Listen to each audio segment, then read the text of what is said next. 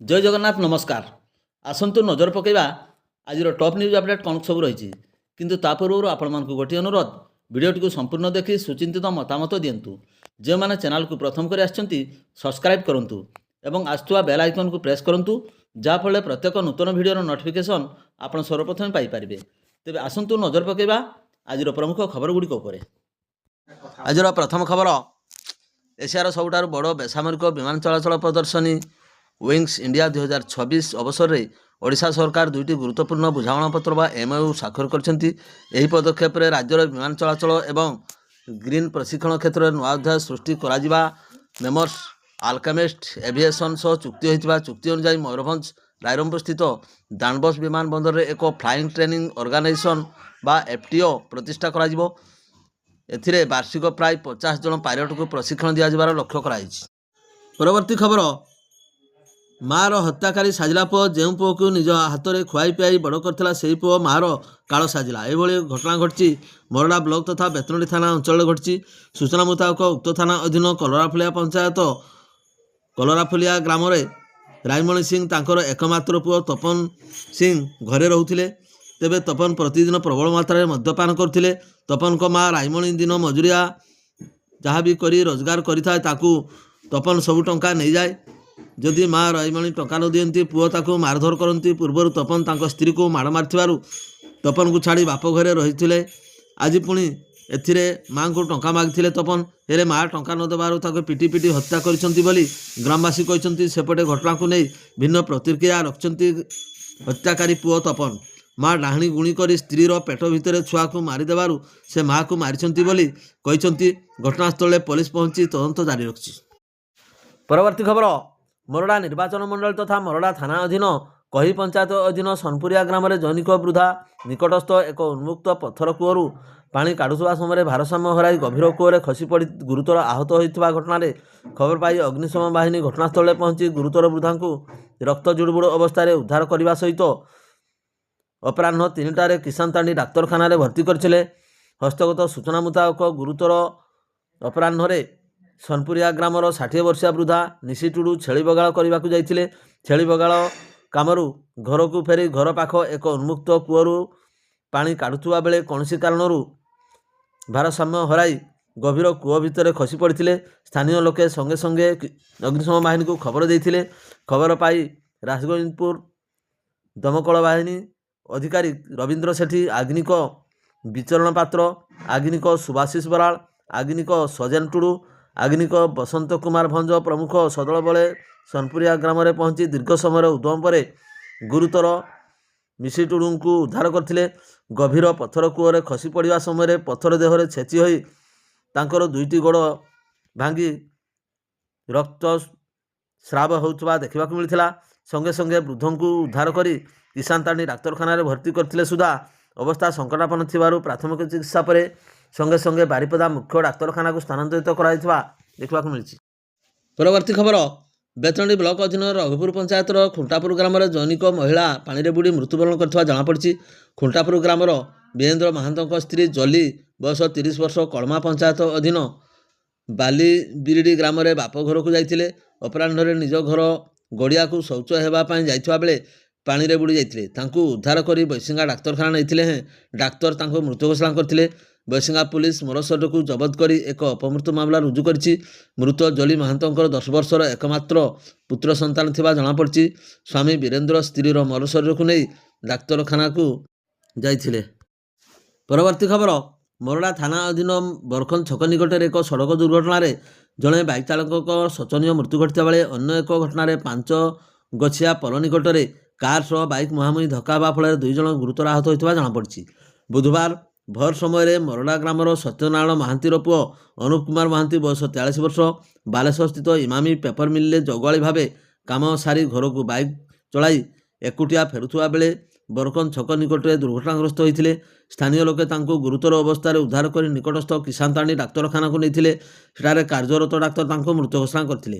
ଏନେଇ ମରଡ଼ା ଥାନାରେ ଏକ ଦୁର୍ଘଟଣାଜନିତ ମାମଲା ରୁଜୁ ହୋଇଥିବା ବେଳେ ଅନ୍ୟ ଥାନା ASI ନିରାକର ପ୍ରଧାନ ମୃତଦେହ ଜବତ କରି ବ୍ୟବଚ୍ଛେଦ କରି ବାରିପଦା ପିଆର ମେଡିକାଲକୁ ପଠାଇଥିଲେ। ସେହିପରି ଅନ୍ୟ ଏକ ଘଟଣାକ୍ରମରେ ପାଞ୍ଚଗଛିଆ ପର ନିକଟରେ ନାଲି ରଙ୍ଗର ଏକ ଅଲ୍ଟୋ କାର୍ ଦ୍ରୁତ ଗତିରେ ଧାନସୋଳ ହାଟରୁ ବରକନ୍ଦ ଛକ ଆଡ଼କୁ ଆସୁଥିବା ବେଳେ ବିପରୀତ ଦିଗରୁ ଆସୁଥିବା ଅନ୍ୟ ଏକ ବାଇକ୍ ସହ ମୁହାଁମୁହିଁ ଧକ୍କା ହୋଇଥିଲା।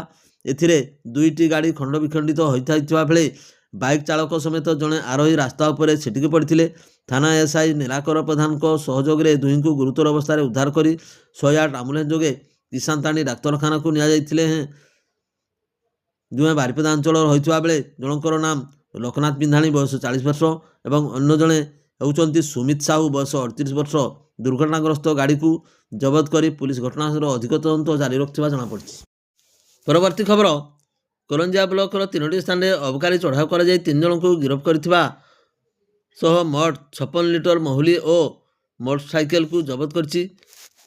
ଭାଲିଆନାଳ ଗ୍ରାମର ଚଢ଼ାଉ କରାଯାଇ ମାଇଦେ ସୋରେନଙ୍କୁ ଗିରଫ କରାଯିବା ସହ 18 ଲିଟର ମହୁଲି ଜବତ ହୋଇଛି।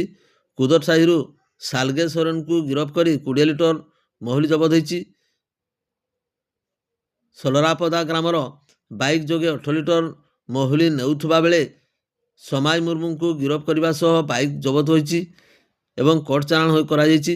ଅବକାରୀ ନିରୀକ୍ଷକ ଜୟନ୍ତୀ ଆଚାର୍ଯ୍ୟଙ୍କ ନେତୃତ୍ୱରେ ଓଏସ୍ଆଇ ରଶ୍ମି ରଞ୍ଜନ ନାୟକ, ସହକାରୀ ଉପ ଆରକ୍ଷୀ ଅଧୀକ୍ଷକ ଫୁଲମଣି ନାୟକ ଓ ଅବକାରୀ ବଳ ଉକ୍ତ ଚଢ଼ଉରେ ସାମିଲ ହୋଇଥିଲେ। ପରବର୍ତ୍ତୀ ଖବର, ରକ୍ତ ସମ୍ପର୍କରେ ରାଗିଲା ରକ୍ତ ଛିଟା, ମାଂସ ପାଇଁ ସାନ ଭାଇକୁ ହାଣିଲା ବଡ଼ ଭାଇ। ଏମିତି ଘଟଣା ଘଟିଛି ଉଦଳା ଥାନା ଧାନଘେରା ଗ୍ରାମରେ। ମିଳିଥିବା ଖବର ଅନୁସାରେ ରାଜେଶ ବାରିକ ନାମକ ବ୍ୟକ୍ତି ଧାନଘେରା ଗ୍ରାମରେ ସ୍କୁଲ ଛକରେ ଖାସି କାଟୁଥିଲେ। ତେବେ ଦୁଇ ଭାଇ ଆଶିଷ ବାରିକ ଏବଂ ଅଶ୍ୱିନୀ ବାରିକ ସେଠାରେ ପହଞ୍ଚି ସବୁ ମାଂସ ଦେବାକୁ କହିଥିଲେ। ଭାଇ ଭାଇ ମଧ୍ୟରେ ହୋଇଥିବା ପ୍ରବଳ ପାଟିତୁଣ୍ଡ, କିଏ କିଛି ବୁଝିବା ଆଗରୁ ଆତର୍କିତ ଭାବେ ଧାରୁଆ ଅସ୍ତ୍ରରେ ରାଜେଶକୁ ଆକ୍ରମଣ କରିଥିଲା ଭାଇ ଏବଂ ସମର୍ଥକ, ଫଳରେ ଗୁରୁତର ଆହତ ହୋଇ ରକ୍ତ ଜୁଡ଼ୁବୁଡ଼ ଅବସ୍ଥାରେ ପଡ଼ି ରହିଥିଲେ। ନିକଟରେ ଥିବା ପୁଅ ଦୌଡ଼ି ଆସି ପହଞ୍ଚିବାରୁ ଖବର ଦେବା ସହ ଉଦଳା ଡାକ୍ତରଖାନାକୁ ନେଇଯାଇଥିଲେ। ଗୁରୁତର ରାଜେଶ ଡାକ୍ତରଖାନାରେ ଚିକିତ୍ସିତ ହେଉଥିବା ବେଳେ ପରିବାର ପକ୍ଷରୁ ଉଦଳା ଥାନାରେ ଲିଖିତ ଅଭିଯୋଗ କରିଥିବା ଜଣାପଡ଼ିଛି। ଜମିବାଡ଼ିକୁ ନେଇ ପୂର୍ବରୁ ବିବାଦ ଥିବା ଜଣାଯାଇଛି। ପୁଲିସ ଅଧିକ ତଦନ୍ତ ଜାରି ରଖିଛି।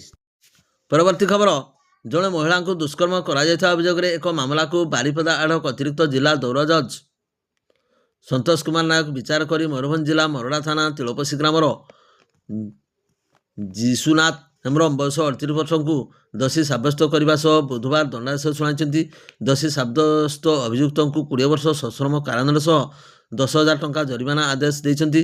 କିନ୍ତୁ ଜରିମାନା ଅନାଦାୟର ଅତିରିକ୍ତ 6 ମାସ ସଶ୍ରମ କାରାଦଣ୍ଡ ଭୋଗିବା ପାଇଁ ମଧ୍ୟ ନିର୍ଦ୍ଦେଶ ଦିଆଯାଇଛି। ତତ୍ସହିତ 1 ବର୍ଷ ସଶ୍ରମ କାରାଦଣ୍ଡ ଏବଂ 1 ମାସ କାରାଦଣ୍ଡାଦେଶ ହୋଇଛି। ଯଦି ଜରିମାନା ଅର୍ଥ ଅନାଦାୟ ହୁଏ ତାହା ପୀଡ଼ିତାଙ୍କୁ ଦିଆଯିବା ସକାଶେ ମଧ୍ୟ ଉଲ୍ଲେଖ କରିଛି। ସମସ୍ତ ଦଣ୍ଡକୁ ଏକ ସଙ୍ଗରେ ଭୋଗିବା ପାଇଁ ଥିବାରୁ ମୋଟ 20 ବର୍ଷ ସଶ୍ରମ କାରାଦଣ୍ଡ ସହିତ 10,000 ଟଙ୍କା ଜରିମାନା ପାଇଁ ନିର୍ଦ୍ଦେଶ ହୋଇଛି ଓ ଅଭିଯୁକ୍ତ ବିଚାରାଧୀନ କଏଦୀ ଭାବେ ରହିଆସିଥିବା ଅବଧିକୁ ମୋଟ ଦଣ୍ଡାଦେଶରୁ ହ୍ରାସ କରିବା ପାଇଁ ନେଇ ରାୟରେ ପ୍ରକାଶ ପାଇଛି। ତତ୍ସହିତ ପୀଡ଼ିତାଙ୍କର ଥଇଥାନ ପାଇଁ 2 ଲକ୍ଷ ଟଙ୍କା କ୍ଷତିପୂରଣ ପ୍ରଦାନ ସକାଶେ ଜିଲ୍ଲା ଆଇନ ସେବା ପ୍ରାଧିକରଣକୁ ସୁପାରିଶ କରାଯାଇଛି। ଉକ୍ତ ଅର୍ଥକୁ କୌଣସି ଜାତୀୟକରଣ ବ୍ୟାଙ୍କରେ 5 ବର୍ଷ ପାଇଁ ସ୍ଥାୟୀ ଜମା କରିବାକୁ କୁହାଯାଇଛି। ସରକାରଙ୍କ ପକ୍ଷରୁ ସ୍ୱତନ୍ତ୍ର ପିପି ଅଭିନ୍ନ କୁମାର ପଟ୍ଟନାୟକ ମାମଲା ପରିଚାଳନା କରିଥିଲେ। ପରବର୍ତ୍ତୀ ଖବର, ଆଗାମୀ ଫେବୃଆରୀ 2 ତାରିଖରୁ 7 ତାରିଖ ଯାଏଁ 5 ଦିନ ଓଡ଼ିଶା ଗସ୍ତରେ ଆସୁଛନ୍ତି ମହାମହିମ ରାଷ୍ଟ୍ରପତି ଦ୍ରୌପଦୀ ମୁର୍ମୁ। ଏହି ଗସ୍ତରେ ଅନ୍ତିମ ଚରଣରେ ଫେବୃଆରୀ 4, 5, 2 ଦିନ ତାଙ୍କ ଜନ୍ମମାଟି ଏବଂ କର୍ମଭୂମି ରାଇରଙ୍ଗପୁର ଆସୁଛନ୍ତି। ତାଙ୍କର ଏହି ଗୁରୁତ୍ୱପୂର୍ଣ୍ଣ ଗସ୍ତ କାର୍ଯ୍ୟକ୍ରମ ପାଇଁ ମୟୂରଭଞ୍ଜ ଜିଲ୍ଲା ଓ ବାମନଘାଟି ଉପଖଣ୍ଡ ପ୍ରଶାସନ, ପୁଲିସ ସମସ୍ତ ଲାଇନ ବିଭାଗ ଚଳଚଞ୍ଚଳ ହୋଇଉଠିଛି। ଏଥିପାଇଁ ସଜେଇ ହେଉଛି ରାଇରଙ୍ଗପୁର ସହର। ରାସ୍ତାର ନିର୍ମାଣ ସହ ମରାମତି ରଙ୍ଗ କାମ ଚାଲିଛି। ସେ 4 ତାରିଖରେ ଦିବା 10:40ରେ ଦାଣ୍ଡବସ ବିମାନବନ୍ଦରରେ ଅବତରଣ କରିବେ। ସେଠାରେ ଆସି କେନ୍ଦ୍ର ସରକାରଙ୍କର ଅଧୀନସ୍ଥ ହଲିଡେ ହୋମ୍ ପହଞ୍ଚି ଶୁଭ ଉଦ୍ଘାଟନ କରିବେ। ଦିବା 12:25 ଏବଂ 1955ରେ ସ୍ଥାପିତ ଓଡ଼ିଶାର ପ୍ରଥମ କନ୍ୟାଶ୍ରମ ହୀରକ ଜୟନ୍ତୀ ସମାରୋହରେ ମୁଖ୍ୟ ଅତିଥି ଭାବେ ଯୋଗ ଦେବେ ଏବଂ ବିଦ୍ୟାଳୟ ପରିସରରେ ସେ ସ୍ୱର୍ଗତ ସୁନାରାମ ସୋରେନଙ୍କ ପ୍ରତିମୂର୍ତ୍ତି ଅନବତରଣ କରିବେ।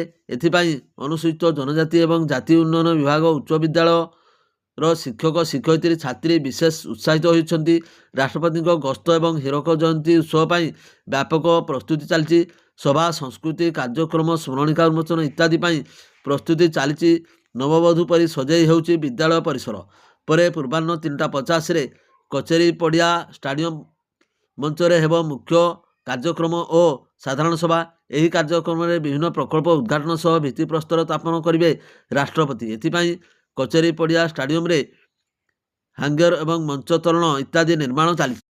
ପରବର୍ତ୍ତୀ ଖବର, ମୋରଡ଼ା ଥାନା ଅଧୀନ ବେତାନାସିଆ ଗ୍ରାମର ଜଣେ ମହିଳା ବିଷପାନ କରିଥିବା ବେଳେ ଚିକିତ୍ସାଧୀନ ଅବସ୍ଥାରେ ତାଙ୍କର ମୃତ୍ୟୁ ଘଟିଥିବା ଜଣାପଡ଼ିଛି। ମିଳିଥିବା ସୂଚନା ଅନୁଯାୟୀ ବେତନାସିଆ ଗ୍ରାମର ଦୀନେଶ ଚନ୍ଦ୍ର ମହାନ୍ତଙ୍କ ପତ୍ନୀ ପ୍ରତିଭା ମହାନ୍ତ ବୟସ 56 ବର୍ଷ ପାରିବାରିକ ଅଶାନ୍ତି କାରଣରୁ ମାନସିକ ଭାରସାମ୍ୟ ହରାଇ ବିଷପାନ କରି ଚରମପନ୍ଥାକୁ ଆପଣେଇଥିଲେ। ତେବେ ପ୍ରତିଭା ବିଷପାନ କରିଥିବା ଜାଣି ଘର ଲୋକମାନେ ତାଙ୍କୁ ବାରିପଦା ମୁଖ୍ୟ ଡାକ୍ତରଖାନାରେ ଭର୍ତ୍ତି କରିଥିଲେ। ସେଠାରେ ଚିକିତ୍ସାଧୀନ ଅବସ୍ଥାରେ ବିଳମ୍ବିତ ରାତିରେ ତାଙ୍କର ମୃତ୍ୟୁ ଘଟିଥିଲା। ଏନେଇ ମୋରଡ଼ା ଥାନାରେ ଏକ ଅପମୃତ୍ୟୁ ମାମଲା ରୁଜୁ ହେବା ସହ ଶବ ବ୍ୟବଚ୍ଛେଦ କରି ପରିବାରବର୍ଗଙ୍କୁ ହସ୍ତାନ୍ତରିତ କରାଯାଇଥିବା ଜଣାପଡ଼ିଛି। ଭିଡ଼ିଓଟିକୁ ଶେଷ ପର୍ଯ୍ୟନ୍ତ ଦେଖିଥିବାରୁ ଆପଣଙ୍କୁ ଅଶେଷ ଅଶେଷ ଧନ୍ୟବାଦ।